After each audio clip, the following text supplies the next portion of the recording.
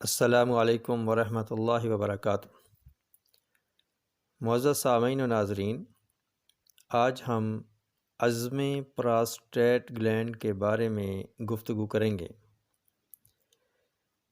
عظم prostate gland کی علامات میں سے یہ ہے: پیشاب میں رکاوٹ ہوتی ہے، جلن اور درد بھی ہوتا ہے، یورین کو خارج کرنے کے لیے قدرے زور لگانا پڑتا ہے۔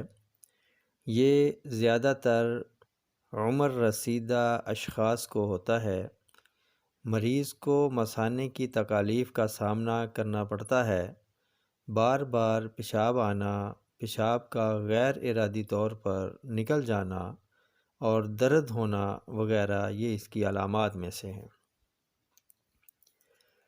عظم پراسٹیٹ گلینڈ کا طبی علاج جو پراسٹیٹ گلینڈ کے بڑھ جانے کا ہوتا ہے وہ بہت مؤثر ثابت ہوتا ہے۔ طبی دوائی علاج کے ساتھ ساتھ غذائی علاج بھی نہایت ضروری اور اہمیت کا حامل ہوتا ہے۔ جب غذائی اور دوائی علاج بیک وقت عمل میں لایا جاتا ہے تو شفا کی راہیں ہموار ہونے لگتی ہیں۔ سامعین محترم، اگر عظم پراسٹیٹ گلینڈ کا مسئلہ درپیش ہو تو پریشان نہ ہوں، آپ بازار جائیے اور یہ ادویہ خرید لائیے، بنائیں اور شافی مطلق کی مدد سے صحت سے ہمکنار ہو جائیے۔ نوشادر ٹھیکری 30 گرام، کالی مرچ 10 گرام، سنا مکی 100 گرام، سونڈ 50 گرام، ان تمام دواؤں کو لا کر آپ صاف کر کے اس کو گرائنڈ کر لیں، باریک پیس لیں، اور اس کی مقدار خوراک 1 گرام ہے۔ صبح دوپہر شام کھانا کھانے کے بعد پانی کے ساتھ استعمال کرنا ہے۔ اگر مریض کو السر معدہ ہو یا پیشاب میں جلن ہو تو نوشادر ٹھیکری کی جگہ پودینہ خشک صرف پتے استعمال کرنے ہیں، وہ 50 گرام اس میں ڈال دیجئے۔ ایک ضروری بات مد نظر رکھیں کہ شہد خالص 3 چمچ 1 گلاس پانی نیم گرم میں ڈال کر دن میں 3 بار نوش فرما لیا کریں۔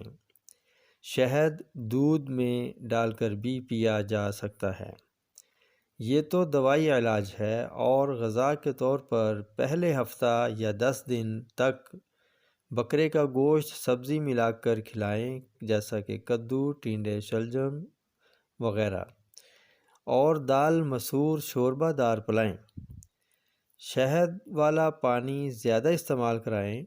دوسرے ہفتہ اگر پیشاب میں جلن ہو یا اس سے پہلے ہی جلن ہونے لگے تو دال مسور اور گوشت بند کر دیں، صرف سبزیاں ہی استعمال کریں، جیسا کہ مولی ہے، گاجر، ماڑو، دال مونگ وغیرہ یہ استعمال کریں، اور اس کے علاوہ تمام چیزیں بند کر دیں، تمام چیزوں سے پرہیز کریں۔